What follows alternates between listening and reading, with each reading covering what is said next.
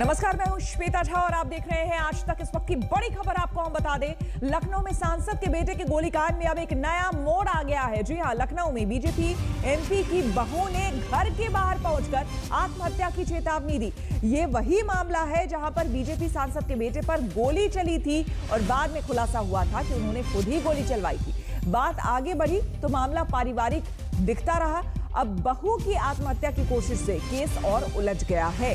आपको बता दें, ये आयुष हैं जिनका चेहरा आप देख रहे हैं और ये सांसद के बेटे हैं, बीजेपी सांसद के बेटे हैं। इन्होंने ही आरोप लगाया था कि इन पर गोली चलाई गई हुई है, लेकिन बाद में जब मामला सामने आया तो पता चला इन्होंने खुद पर गोली चलवाई और अब इनकी पत्नी सुसाइड की धमकी दे रही है। गलती नहीं थी, अभी आपने मुझे छोड़ दिया, मैंने कुछ किया ही नहीं था, तभी आपने मुझे ब्लेम किया, छोटे छोटे आरोप लगा दिए सबने मिलके। मेरी कोई गलती नहीं थी, मैंने कहाँ गलती करी थी? तुम्हारे साथ रही इसलिए गलती करी, तुम्हारे साथ शादी करी इस चीज की गलती करी। खुश थी मैं जैसे भी थे, तुमने गलत कर दिया मेरे साथ। जीने की कोई वजह नहीं छोड़ी, कुछ नहीं छोड़ा, कितना लड़ू सबसे, क्योंकि तुम्हारे पापा सांसद है ना, तुम्हारी माँ विधायक है, मैं कुछ नहीं कर सकती। कहीं जाऊंगी कोई सुनेगा नहीं, मैं किसी से लड़ नहीं सकती। लड़के देगा, मांग के देगा तुमको, नहीं सब झूठ झूठ बोलते। तुमको मार सकती थी, तुमको हाथ तक नहीं लगाने देती थी किसी को, तुमको मैं मार सकती थी, इतना झूठ बोल दिया तुमने।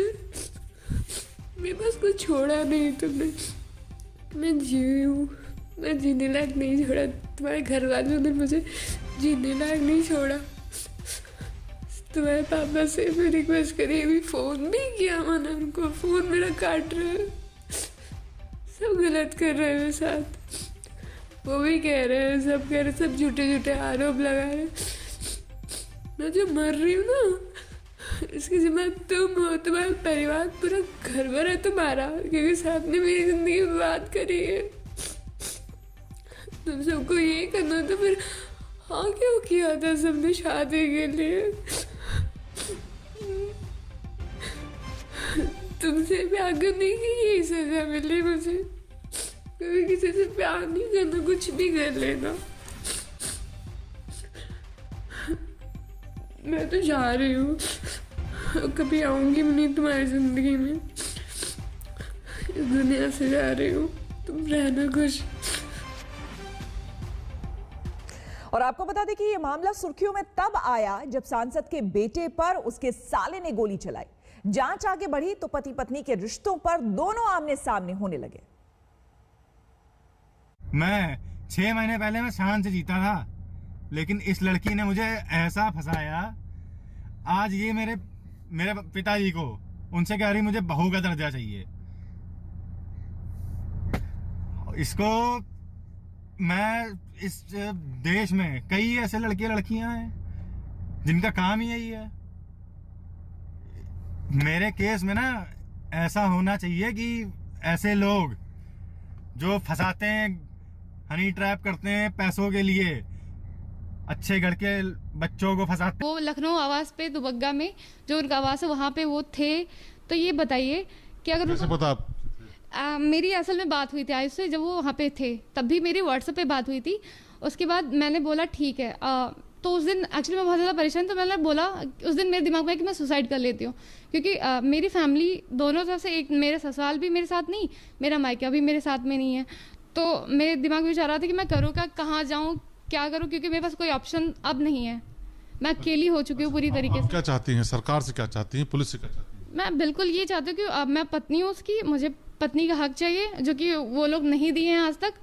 ना देने, मना भी करें कि आपको कभी भी नहीं मिलेगा, चाहे जो करना है आप कर लीजिए, चाहे जहाँ जाना है जाइए, कुछ नहीं होगा। तो मैंने भी बोला ठीक है, अब मैं मेरी मर्जी का ही करूँ। हमारी शादी एकदम नॉर्मल हुई, मतलब सब कुछ चला था, बीच में सब कुछ सही था। स्टार्टिंग में थोड़ी सी प्रॉब्लम आई थी, थोड़ी लड़ाई वड़ाई हुई थी जब हमारी शादी होने वाली थी, क्योंकि उसको बहुत जल्दी थी शादी, मुझे 3 साल चाहिए था क्योंकि मैं तैयारी कर रही थी। तो मुझे पढ़ना था, तो मैंने उनसे बोला था मुझे 2 साल का टाइम दो। उसके बाद तो जैसे हालात थे फिर हमने शादी कर ली, और उसके बाद क्या हुआ, सब कुछ सही था। दबाव मेरे ऊपर बनाया गया शुरुआत से शादी के लिए, ताकि मैं उससे जल्दी शादी करूं, इसकी ये जो पोल पट्टी ये सब ना खुले। मैंने अपने माँ बाप से लड़के, क्या बताऊं, मैंने अपने माँ बाप से लड़के उनकी कोई बात नहीं सुनी, उनको सुसाइड की धमकी दी। और एक बार फिर से हम आपको इस वक्त की बड़ी खबर बता दें, लखनऊ में सांसद के बेटे के गोलीकांड में नया मोड़ आ गया है। लखनऊ में बीजेपी एमपी की बहू ने घर के बाहर पहुंचकर आत्महत्या की चेतावनी दी। ये वही मामला है, आपको एक बार फिर से बता दें, जहां पर बीजेपी सांसद के बेटे पर गोली चली थी और बाद में खुलासा हुआ कि उन्होंने खुद ही गोली चलवाई थी अपने साले से। बात आगे बढ़ी तो मामला पारिवारिक होता दिखा। अब बहू की आत्महत्या की कोशिश से ये पूरा मामला उलझ गया है। आपको बता दें कि आयुष की पत्नी का एक वीडियो वायरल हो रहा है, जो हमने आपको दिखाया। हालांकि आज तक इस वीडियो की पुष्टि नहीं करता है, लेकिन फिर भी हम आपको बता दें कि इस वीडियो में आयुष की पत्नी ने साफ तौर पर कहा है कि इस पूरे मामले के लिए जिम्मेदार आयुष और उनके घर वाले हैं। वो बिल्कुल भी अलग नहीं होना चाहती थी, साफ तौर पर उन्होंने ये बात कही।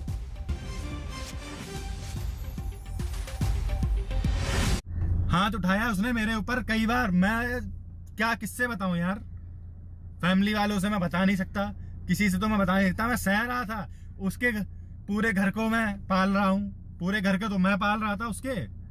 जब तक पाला, जब तक मेरे पास पैसे थे, जब तक मैं कर पाया तब तक मैंने किया।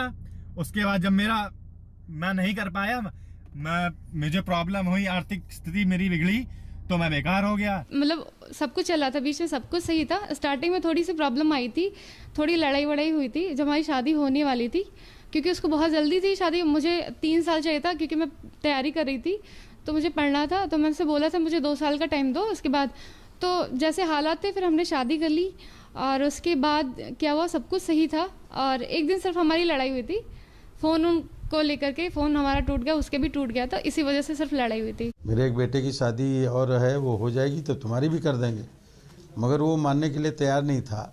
तो मैंने कहा जा करके कर लो, कोई परिवार का व्यक्ति शामिल नहीं होगा इसमें, और आप शादी कर लोगे तो आप अलग जा कर के रहो। फिर आपसे और आपकी ससुराल के किसी लोगों से हमारा कोई संबंध नहीं रहेगा परिवार का।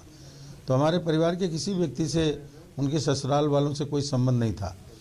आयुष जरूर कभी कभार आता जाता था और बात भी करता था। जी नहीं, उसकी शादी, मतलब हमारी शादी हुई तो उसके घर वाले ये बोले कि ठीक है तुमने शादी कर ली है, बट हमसे कोई मतलब नहीं है। तो उनके फैमिली वालों ने कोई हमसे कभी मतलब नहीं रखा। अब इस पूरे मामले में जो बड़ी खबर सामने आ रही है कि सांसद की बहू आत्महत्या की कोशिश उन्होंने की है।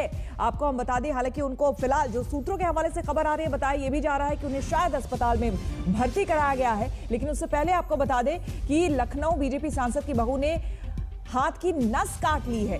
सांसद के घर के बाहर ये पहुंची और उन्होंने अपने हाथ की नस काट ली है, जिसके बाद इन्हें अस्पताल में भर्ती कराया गया है। तो इस वक्त की बड़ी खबर सामने आ रही है, सांसद की बहू ने हाथ की नस काटी, सुसाइड की कोशिश की है। इससे पहले ये वीडियो जो आपको हम कई बार दिखा चुके हैं, ये वीडियो वायरल हो रहा है, जिसमें उन्होंने साफ तौर पर कहा है कि उनकी कोई गलती नहीं थी। अगर उनकी गलती थी तो ये थी कि उन्होंने आयुष से शादी की, आयुष से प्यार किया। ये वो बार बार कह रही है। उन्होंने कहा कि अगर आज मेरी ये हालत है तो ये पूरे परिवार की वजह से है, आयुष की वजह से है।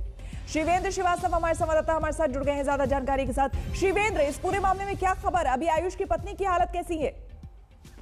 देखिए, अभी डॉक्टरों के मुताबिक बहुत ज्यादा खतरे में नहीं है, लेकिन जिस तरह से ये पूरा घटनाक्रम हुआ वो बेहद हैरान करने वाला है, और पुलिस ने मौके पर समय रहते हुए इस पर एक्शन नहीं लिया। दरअसल अंकिता ने, जो बहू है उनकी, उन्होंने साफ तौर पर वीडियो जारी करके कहा था कि मेरे साथ ज्यादती हो रही है, कानून मेरा साथ नहीं दे रहा है, और सांसद के दबाव के चलते उसके बेटे और उसके परिवार वाले लगातार मेरा कैरेक्टर असैसिनेशन कर रहे हैं और मेरे पर गलत आरोप लगा रहे हैं। इसी से परेशान होकर के मैं आत्महत्या कर लूंगी, और इसके लिए बाकायदा उसने वीडियो जारी किया था।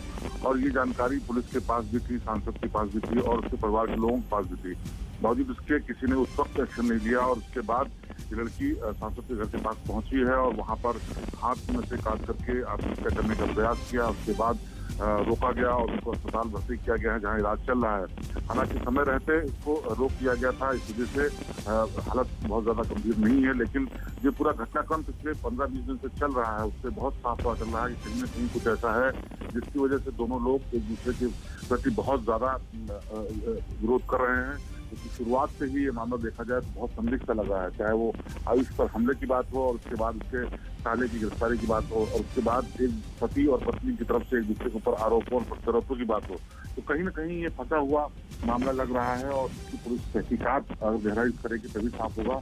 लेकिन फिलहाल अंकिता ने जो आत्महत्या करने की कोशिश की है उसका इलाज चल रहा है और डॉक्टरों ने फिलहाल खतरे से बाहर। बिल्कुल, शुक्रिया शिवेंद्र। और एक बार फिर से हम सुनवा देते हैं अंकिता ने अपने वीडियो में क्या कुछ कहा है। अभी आपने मुझे छोड़ दिया, मैंने कुछ किया ही नहीं था, तभी आपने मुझे ब्लेम किया, छोटे छोटे आरोप लगा दिए सबने मिलके। मेरी कोई गलती नहीं थी, मैंने कहाँ गलती करी थी? तुम्हारे साथ रही इसलिए गलती करी, तुम्हारे साथ शादी करी इस चीज की गलती करी, खुश थी मैं जैसे भी थे, तूने गलत कर दिया मेरे साथ। जीने की कोई वजह नहीं छोड़ी, कुछ नहीं छोड़ा, कितना लड़ू सबसे, क्योंकि तुम्हारे पापा सांसद है ना, तुम्हारी माँ विधायक है, मैं कुछ नहीं कर सकती, कहीं जाऊंगी कोई सुनेगा नहीं, मैं किसी से लड़ नहीं सकती।